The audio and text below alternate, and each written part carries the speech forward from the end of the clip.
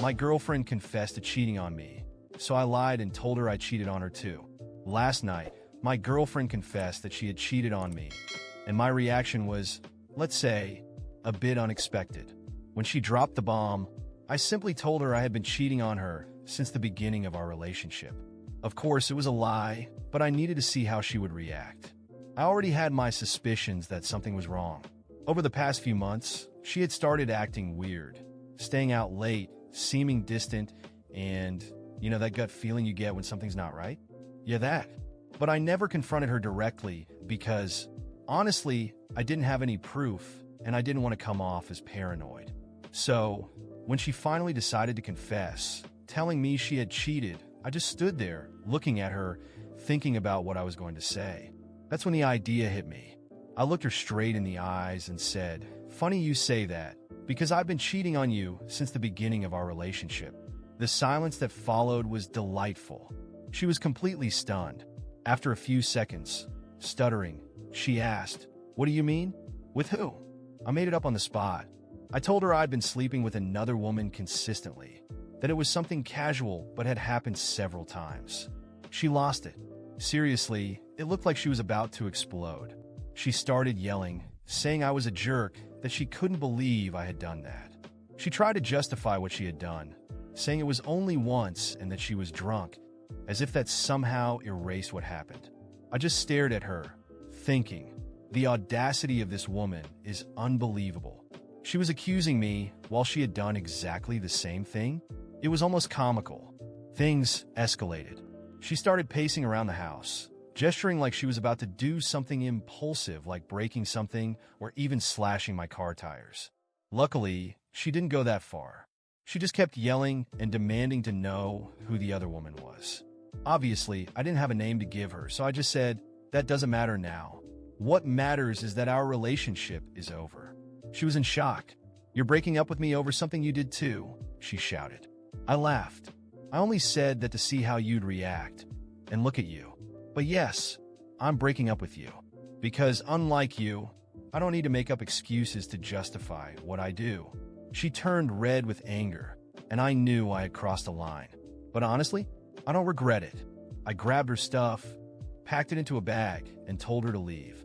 After a lot of yelling and one last "you'll never find anyone better than me," she finally left. After that, I called my friends and invited them over for a barbecue. They showed up with beer, and the night ended up being way better than I expected. I told them the story, and we all had a good laugh. It was funny because even though the situation had been a mess, I felt like I came out on top. In the end, I don't know if she deserved me lying to her, but honestly, after everything, it was satisfying to see her reaction. The irony of someone confessing to cheating on you and then being outraged by an invented infidelity was the cherry on top. So yeah, it's not the craziest story you'll read here, but it was definitely an episode worth sharing. But what happened afterward was disastrous. But what I thought I had resolved turned into an even bigger nightmare. After that night, I really thought everything was over. I ended things with her, kicked her out, and honestly, I was relieved. It felt like a weight had been lifted off my shoulders. But a few days later, I started noticing something was wrong. My phone wouldn't stop buzzing with messages from friends, family, and even coworkers. Social media notifications were blowing up.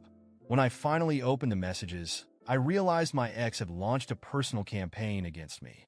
She had told everyone that I had been cheating on her for years. That's right, the lie I used to confront her was now being used as a weapon against me. She didn't mention that she had cheated first or that the whole situation started with her confession. Instead, she positioned herself as the perfect victim. She said I was a cold manipulator, a jerk who made her believe in a relationship while I was seeing another woman behind her back. And to make things worse, she didn't stop there. She made a video crying, her voice trembling, saying that she had discovered my betrayal and was devastated. Her story was so well crafted that it made everything feel surreal. She talked about how deeply she had loved me, how she had given everything for me, and how I destroyed her life with my lies. The video started circulating quickly.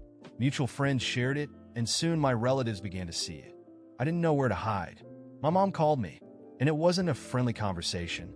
She was furious. asking how I could do that to such a good woman like my ex. My aunt, who barely speaks to me under normal circumstances, sent me a long message about how values these days are ruining relationships. Even my boss heard about it. He called me in for a talk, not directly about the video, but he made it clear he had heard rumors about my behavior. It was humiliating. I tried to defend myself. I explained to my family that it was all lies, that she was twisting the situation to get revenge. But no one wanted to listen. She had been so convincing that, to many, I was the villain. Even close friends started avoiding me. It felt like I was living a nightmare where everyone believed a version of the story that had nothing to do with the truth. The worst part? She managed to manipulate even the smallest details. In the video, she mentioned places where I had supposedly taken this other woman, places where we had actually gone together. She used our happy moments as proof of my infidelity. It was a mix of anger and frustration that I couldn't even process properly. The cherry on top was when she showed up at my parents' house. That's right, she had the nerve to go there, crying, asking for help to overcome what I had done to her.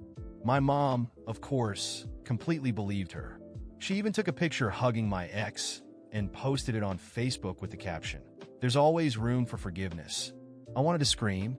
In the middle of all this, I tried to confront her. I sent her messages, called her, but she completely ignored me. It seemed like her only goal was to ruin my reputation, and honestly, she was succeeding. I even thought about posting my side of the story, but honestly, who would believe me? Her narrative had already spread, and anything I said would just sound like an excuse. Weeks passed, and the damage was done. I had to block several people on social media because they wouldn't stop sending me messages calling me a monster. A few close friends who still believed me told me to let it go, that the truth would eventually come out. But deep down, I knew it wasn't that simple. The image she had created of me was etched in everyone's mind, and there wasn't much I could do. Today, looking back, I'm still amazed at how cruel and calculated someone can be. It all started with her cheating on me, but in the end, I was the one who came out as the villain. And the most infuriating part? I'm certain she knew exactly what she was doing from the beginning. She didn't just want revenge. She wanted to completely destroy my life. And in some ways, she succeeded. After weeks of constant attacks, I decided I needed to do something. My reputation was in shambles, and it seemed like her narrative had spread like wildfire. I decided to explain myself publicly. I made a video trying to be as honest and transparent as possible. I talked about how it all began, about her confession, about my lie to test her, and how she twisted everything. I showed messages from friends where I had told them, from the very beginning, that the cheating story was a lie to confront her. Everything was there, clear as day. And guess what? It didn't work. People didn't believe me. Apparently, a man admitting he didn't cheat isn't something that sounds believable to the public. It's easy to fake messages, they said. He's just trying to clean up his image. My video was met with even more criticism, and her narrative continued to be the official version for everyone. Every time I tried to explain myself, it felt like I was digging myself into an even deeper hole. I was labeled a manipulator, a gaslighter, and even a narcissist. That's when I decided to take more drastic action. I filed a lawsuit. I spoke to a lawyer and explained the entire situation. He analyzed the messages, her videos, and the evidence I had, and he told me we had a solid case for defamation and slander. It wasn't just about clearing my name, but also about putting a stop to what she was doing. The legal process began, and as expected, she tried to defend herself, saying her actions were based on what she believed to be true. But the messages I had sent to my friends, detailing my plan to lie to her to see how she would react, were crucial. I showed the dates, the timestamps, everything aligned with what had happened. My lawyer was impeccable in dismantling each of her arguments. In the end, the judge ruled in my favor. She was ordered to remove all the videos and posts she had made about me on social media and to pay damages for emotional distress. For a moment, I thought I had finally won. I thought that with this, people would see the truth. But that's not what happened. Even with the court victory, the public seemed inclined to keep believing her. Of course he won. He manipulated everything, I read in some comments. She probably took everything down because she was threatened, others said. It didn't matter how much evidence I presented or how many times the judge confirmed that I was in the right. The public had already chosen a side, and it wasn't mine. After that, she made one last post saying she was taking everything down due to a court order and that it was a victory for manipulators. Even though she was forced to comply with the ruling, she managed to turn it into yet another veiled attack against me. My name was still tied to everything she had said, and now, in addition to being a cheater, I was seen as someone who used the system to silence a woman. Gradually, I realized that fighting against this only made me seem guiltier in the eyes of others. My social life fell apart. Some friends completely distanced themselves. Others treated me coldly, as if they didn't know what to believe anymore.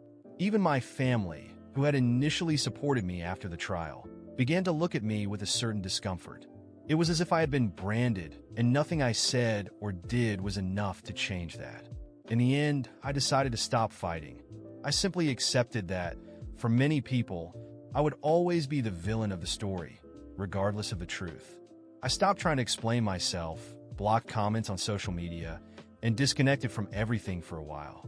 It wasn't fair, and it ate away at me inside, but I realized I couldn't live my life trying to prove something to people who had already decided not to listen. Today, I've moved on. I still carry the scars of that experience, and some people still whisper when they see me. But I've learned to live with it. The truth doesn't always win, and sometimes the best thing you can do is find your own peace, even when the world seems determined to condemn you. Over time, people began to stop talking about the whole situation. That's how it works, isn't it? A scandal captures everyone's attention for a while, but eventually, something new comes along to distract them. I carried on with my life, focusing on work, my hobbies, and most importantly, rebuilding my peace. There were still suspicious looks and occasional whispers, but it wasn't as intense as it had been before. Then months later, everything changed. I was at home, enjoying a quiet Saturday, when a friend sent me a message. "Have you seen this?" He included a link to a post that was going viral. It was about my ex. Apparently, the guy she had been seeing, the same one who supposedly consoled her after our breakup, was now involved in a massive scandal. He had cheated on her with several other women, and to make things worse, it all became public. Screenshots of conversations, photos, videos, everything started circulating on social media.